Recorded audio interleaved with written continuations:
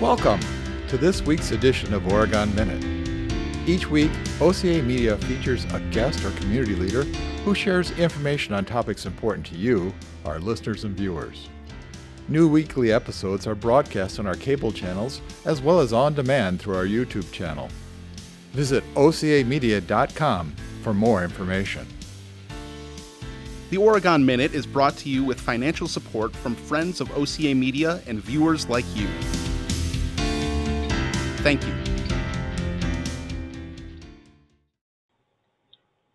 Welcome to another episode of the Oregon Minute. Today, we are delighted to be welcoming Glenn Linzmeier, the Oregon Area Fire EMS District Chief. And I think, Glenn, welcome to Oregon Minute. Yeah, thank you. Welcome. Yeah, I think we had you on about a year and a half ago. And during that time, we talked a lot about COVID and a lot of those things. And today I would like to spend more time talking about who you are, the Oregon Area EMS District itself, and just get a little more background on you as who you are and where you fit into the whole community. So if you want to give us an update on the COVID stuff too, we can spend a few minutes on that. But let's start off and talk with you about you as the chief. Your experience, I think you've been the chief about 6 years, isn't it now? Yeah, 6 years. Back in August of 2016. It's hard to believe. The fire district reached out and brought me in as a consultant, and I've been here ever since. So yeah, it's 6 years. Mm-hmm. What were you doing before that? But before that, for those of me that for those of the folks that know me in Dane County for quite some time, I was fire chief over at Blooming Grove on Madison's east side here in Dane County, next to the city of Madison and also Monona. I was there from 99 until 2015, when Blooming Grove basically merged all of our men and women over there with the city of Madison, with the annexation and stuff that was going on the east side. And at that same time, I mean, all along, I've always had businesses and different stuff and other people working for me in the small business world that I've always been part of.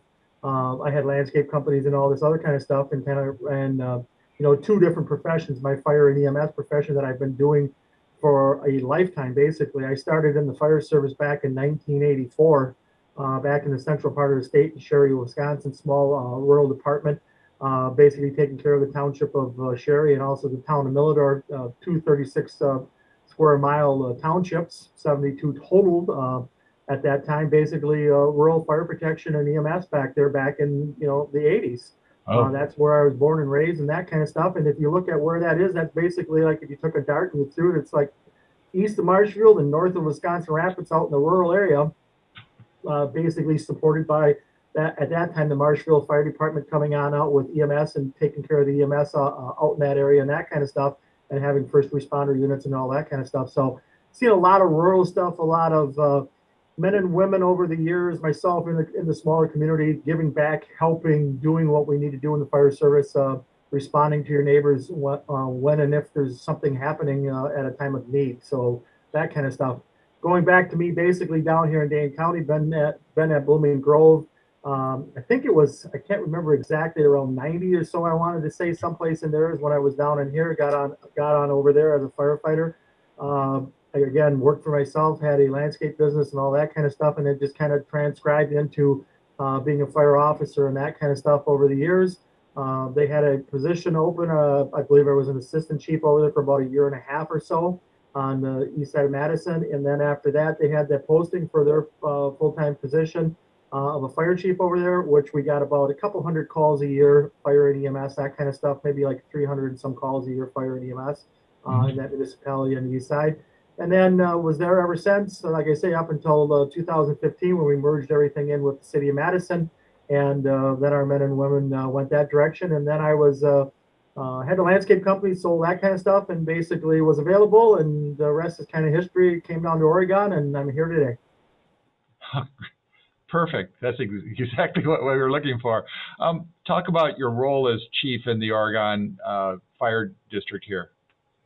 So the role of fire chief is basically the dollar stops, I guess, at the end of the day, basically looking over the whole operation of both all of our fire and EMS operations. Of course, we've got fire trucks and ambulances going around the community. You see that kind of stuff by far, most everything in this day and age, or a lot of the requests for services are on the EMS side. Last year in 2021, we had just a little bit over a thousand EMS calls, about 1,055 EMS calls in itself. And then on top of that, we had the fire responses in the district that were about 500 fire responses. And those fire responses go from anything from an alarm sounding to someone pinned in a vehicle in a car crash or a water ice cube rescue, that kind of stuff. So all of that kind of stuff. And again, those roles and responsibilities as the fire chief, basically making sure that we're meeting the state requirements. There's a lot of things that happen here that you just think the fire department is just a small little operation here in Oregon, but it's actually got many divisions and a lot of different tasks by a well-diverse, unified group, basically doing inspections, doing all this stuff. At the end of the day, someone has to sign off and validate that all these things are being done by state statutes and licensures and all this other kind of stuff that goes with it, and making sure that Oregon's doing what that is. That's basically my job, making sure that happens. On top of that, I really love that part of going out and responding to calls, being part of the men and women, being part of the responses, and actually help mitigate car crashes and fire incidents or whatever else we might have. Yeah, you mentioned, you talked a couple times about the district itself. Can you just give us, where did the district come? How was it formed? Sure. What area do you cover? Some of those kinds of things. So the district is, a lot of people think we're the Village of Oregon Fire Department, and we're not necessarily the Village of Oregon Fire Department. We are the Oregon Area Fire and EMS District. And that district is comprised of basically 4 different municipalities. We got 3 townships: the town of Dunn, the town of Oregon, and the town of Rutland, and of course the Village of Oregon. Now, the Village of Oregon, of course, is our greater amount of population, and most of our calls are in the Village of Oregon. Then they look at the evaluation and all that kind of stuff, and of the dollars and cents, or of the taxpayers' dollars, how that's funded, about 65% is taken care of by the Village of Oregon. The remainder of that is made up by those townships. Again, our range, we got about 44 square miles in the Oregon Fire District. If you can think of where Christie's Boat Landing is up in the town of Dunn on Lake Wabisa, that's about our furthest north. We just go a little bit further than that, about a mile or so up, but that's about our furthest north. And then we go just a little bit past Rome Corners down here going towards Brooklyn. So we're about halfway to Brooklyn and to Christie's. And then if you think about, as the crow flies, you think about Stoughton and you think about Verona on our east and west borders. About halfway to each one of those municipalities is about where the townships end. Again, the town of Oregon or the town of Rutland, town of Dunn, those kind of things is how far we go. So about 44 square miles, a lot of diverse, different calls. We have a urban setting, we have a rural setting, we have the Village of Oregon growing, all this kind of stuff. So we see farm accidents, we see 4-wheeler accidents, ATVs. I mean, just a whole variety of things that our men and women get to see and ultimately have to handle and be ready for. So you mentioned there your different townships and your different sort of community groups. How is that managed between the different groups? Who's sort of, is there a board or a council or? So here in Oregon, above me, there's actually two different commissions that comprise and kind of direct the operation. We have what we know as the commission here. The commission is basically my bosses. That again is made up of some representation from the municipalities. The Village of Oregon has 2 reps there, and then there's 3 reps from the townships to make up a total of 5-person board. The day-to-day operations, the receipts, the approval of vouchers, the approval of paychecks, all that kind of stuff on a monthly basis goes in front of those men and women where they ultimately make those decisions and all that kind of stuff. And on an annual basis, I have to put a proposed budget to them, lay that out, show it to them, the need and the wants and all that kind of stuff, along with our capital plans. They approve all that stuff. Then we take that back to a group of the whole, like in mid-July, to get that approved and to move that along through our governmental systems. And then on the other side of it, we have, because of our mixture and the way the organization's set up, we also have what they're known as, in most places, the Police and Fire Commission, where it's a hiring board that hires the fire chief and the main bodies of the fire department. So the main players in our particular case, we have 7 full-time people, including myself here, and then the vast majority of our folks are paid on call, where they're running a pager, running in the community, goes off, and they come in. And then other group is the paid on premise group that basically stays in our fire station, comes in and works for a particular shift. We have that group that kind of oversees that hiring and firing and all that kind of stuff. So two different governmental groups. I have a lot of bosses, meaning if you look at it, I've got both 3 townships and the village of Oregon, and we've got a lot of different representation that I answer to, and then make sure we have full disclosure and that kind of stuff with our day-to-day operations and all the things that could come up in a fire district. Interesting. So one of the things I've noticed is that frequently you'll see a news story somewhere, and it'll mention that the fire was, say, in Stoughton, but it was answered to or responded to by units from Oregon. So how does that work? That's a good question. So it really leads back to you are a person calling in the 911. So, you sit there, you dial it up, you punch it in a cell phone, whatever it may be. That goes to a dispatcher up at 911, basically downtown city of Madison. And at that point, basically it starts to redirect and define exactly what that emergency is. So it'll look for police, fire, and EMS, and it'll deal with that basically up front, ask a few fast questions, and it starts sending you to the right dispatcher. It's known as priority fire, medical, and police dispatching. In a nutshell, basically what that does is, depending on your emergency and the acuity of that emergency, with a scale of omega on up to an echo response is where like a P&B, someone that's not breathing, would be a echo response, would be both notified on the fire and the police side, and it's an all call, and anybody in that area would be responding to that. We do that same thing with the fire stuff, and we really over the years have got very savvy in doing so, to the point that we try not to overreach, but to send enough equipment to every incident when in need. So the question to that caller is basically from that dispatcher is fire and smoke seen. If fire and smoke is seen, now that elevates that to a higher level acuity call in the CAD, and we have determined that for our best outcome and the response where we're going, no matter where it is, if it's here in Stoughton or Verona or Fitchburg or wherever that may be, we have determined that we need to send a set amount of responders, both for interior attack, exterior attack, safety, and to build out our fire ground to make it safe for our firefighters and for the people that we are rescuing.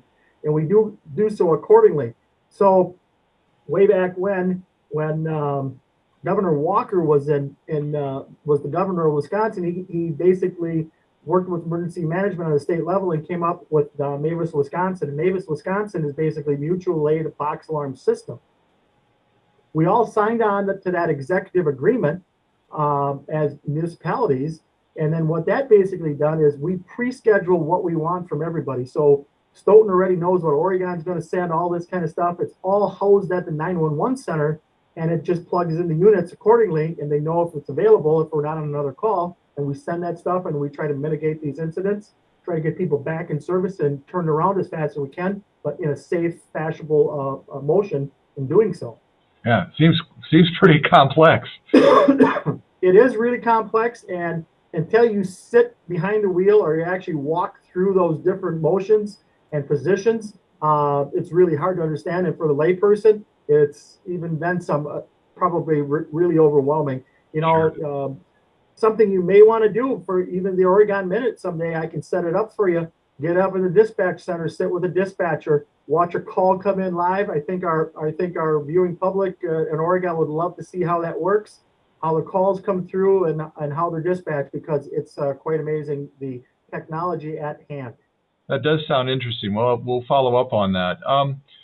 Just moving on, how you mentioned, I think earlier, that you said there were 7 people at on a full-time basis, or Yep. in residence. Yep, 7 full. What we call 7 career department members that are here basically. And what those folks are basically on a set schedule that they come and go on a particular day.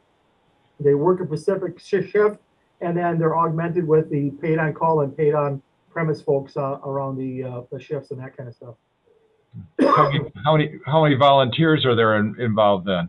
So our total operation right now is probably about 44 members. And it varies, that kind of stuff.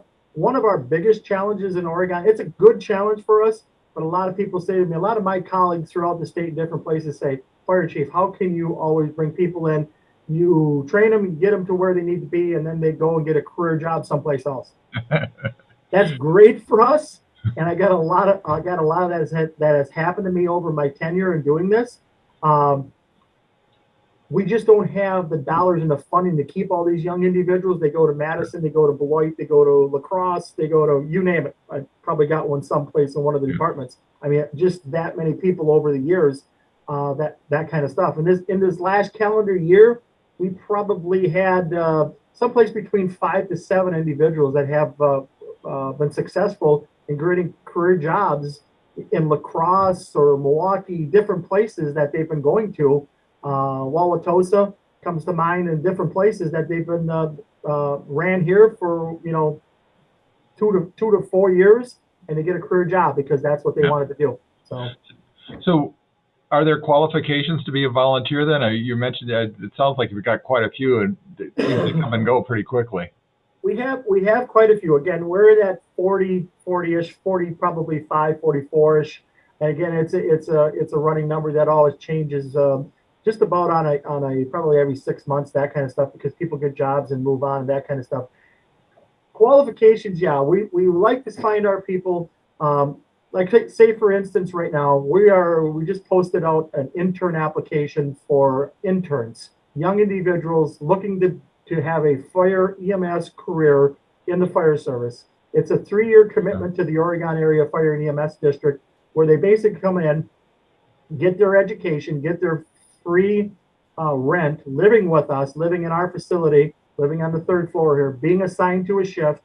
And basically, I have no other way of saying this other than live, breathe, walk, talk Oregon Fire for 36 months.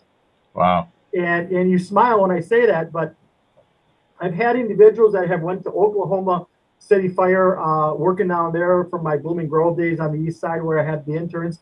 And some of these folks that come in have little or no experience. We send them to school, they get their EMT, they get their firemanship 1 to 2, they get their driver pump operator, all this stuff over a 36-month period. And we like to install a medic class with them too, being a paramedic.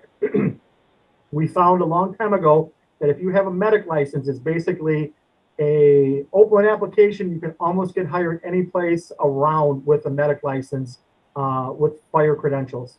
And those individuals then a lot of times like to go to Madison or some of these other career departments and that kind of stuff. The unfortunate part for us is that we don't have the funding to keep them and to maintain all that, but we basically use the benefits of staffing and use their skills until they leave us and get hired in a career job, is what I'm trying to say. Interesting. So how you mentioned, I think 1,000 calls. How busy was the fire district in 2021?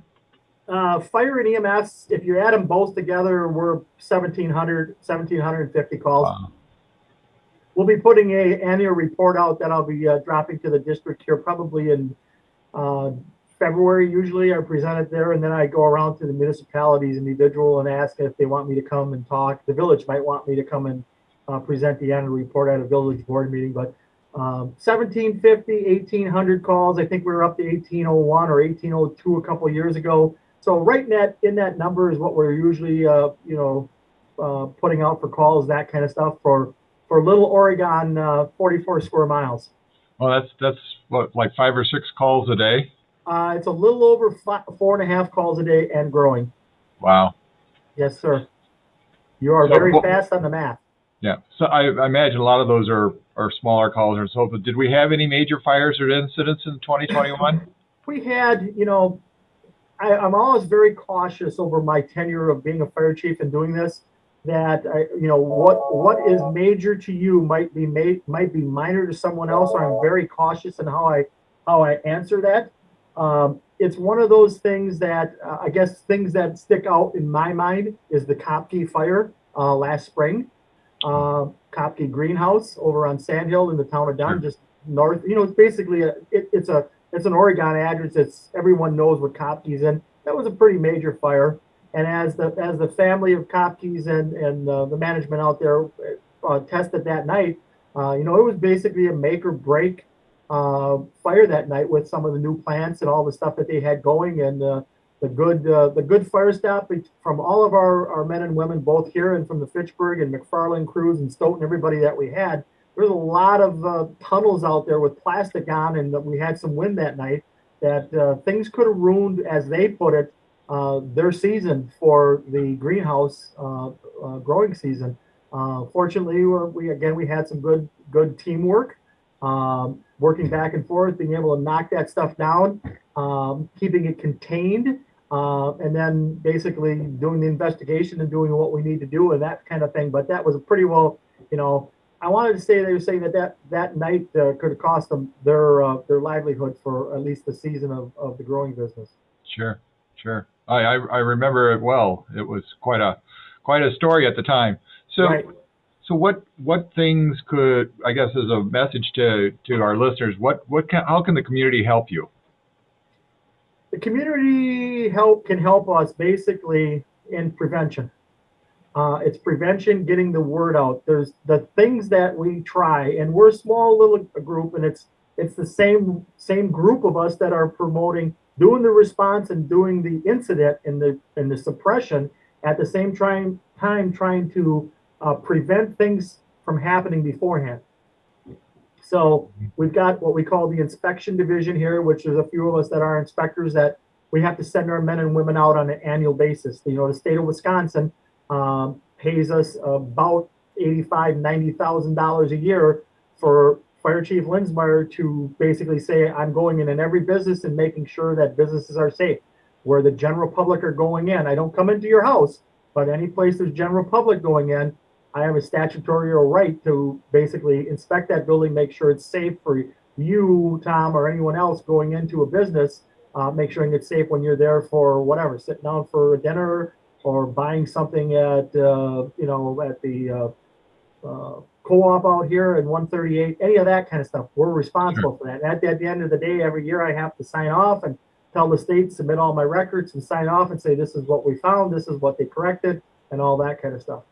Prevention is everything, and sometimes in a small department, we just don't have the time, and it's not a good excuse, but we try to do our prevention as much as possible. Well, we need the community to help us, and that is a very broad spectrum over 44 square miles, because not only are we trying to do prevention on the businesses and all that kind of stuff, where we get in and try to mitigate, and the biggest things are electrical hazards and waste accumulated, handling of the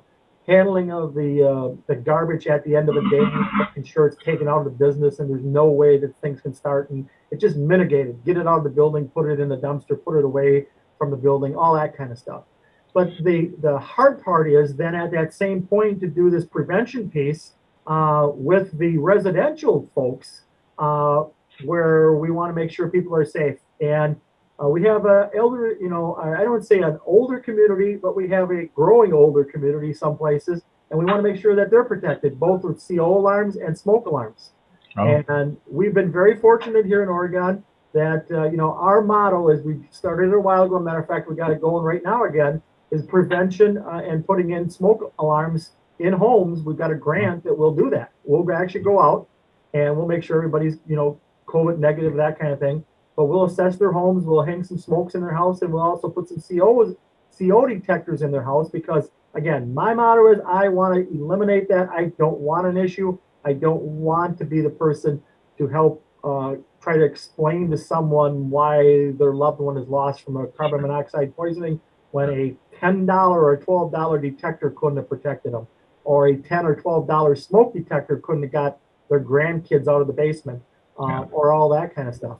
It's very unfortunate. Knock on wood, we've been very fairly well with that. We've been ahead of that, and we've put a lot of alarms up over the last few years, and both on the COs and also the smokes. But that's the ultimate goal. Believe me, I don't want to be that person to say, yeah, we found your loved one in the basement, and there was no smoke detectors down there, and that person passed away because of smoke inhalation, where it's could have given them some notice and got them out of the house. So That's where we really need the general help from both on the residential side or the commercial side, in the prevention parts of preventing incidents. Sure. Should they just contact the fire department if they have questions about any of these programs? Most definitely. You have any questions on carbon monoxide detectors or smoke detectors or fire extinguishers in general, just call us up and let us know. Any one of the men and women here answering the phone should be able to direct that phone call and find the right person to help if they can't individually take care of it. And ultimately, then, different times of the year, we'll offer a fire extinguisher class here where people can come in. We'll light some small little fires in a controlled setting and let people really see what a fire extinguisher is and how it goes off and what to expect that comes out of that black hose at the end when you pull that trigger. It's something different than, just a little bit cloud of smoke in some cases. So for actual emergencies, though, it's always the 911 number. That's the best. Yes, all the time. For anything you need, if you think you need something or you smell smoke in your house or you think, your carbon monoxide detector is going off, just call 911. They'll come up on caller ID, give them a location, and you can start the process. And, we're only a phone call away. Sure. That pretty much covers the questions that I had planned to discuss with you today. Do you have any parting messages you'd like to leave with our listeners? The things that I always are basically trying to promote and that kind of thing is other individuals in the community that already have a career and want to give back to their community. And maybe don't have any fire classes, that kind of stuff. Come on down and talk to myself or one of my command staff group. We would love to talk to you, maybe just have you ride along. But community involvement and having community, the volunteer days are basically gone, but being a member of the fire department, we'll send you to class. Takes a couple years or however you want to do it. That kind of stuff, we'll send you to class. We'll work with you getting through all that kind of stuff. But it is very rewarding to be able to go out and to help folks and respond and, make a difference in the community. And that's the key. I'm doing this now because I love doing what I'm doing. I don't look at this a job each and every day. I come in because I look at it as I'm trying to help the Oregon community and our operation here. But ultimately, if I didn't do this full time, I still would be giving back in the fire and EMS service until my eyes are closed someday, because that's the way I was raised in a small community. Want to give back, want to help, and want to help people in a time of need. It could be a fire, it could be a tornado, it could be whatever the event that may be. We need folks to be able to step forward and to work with us and help mitigate those incidents when at the time they happen. I want to thank you, and I want to thank all the first responders for the work you guys have been doing and everything that the Oregon Fire EMS District does for our community. We all really appreciate everything that you've done for us. Thanks a lot. Well, Tom, thank you, and thank the Oregon community for the support, and we look forward to 2022. Hopefully things will get back to even some better normal than 21 was. Thanks a lot. Talk to you soon, Glenn. Thank you. That wraps up this week's episode of the Oregon Minute. If you have comments or suggestions for these programs, we'd love to hear from you. Just contact us at ocamedia.com.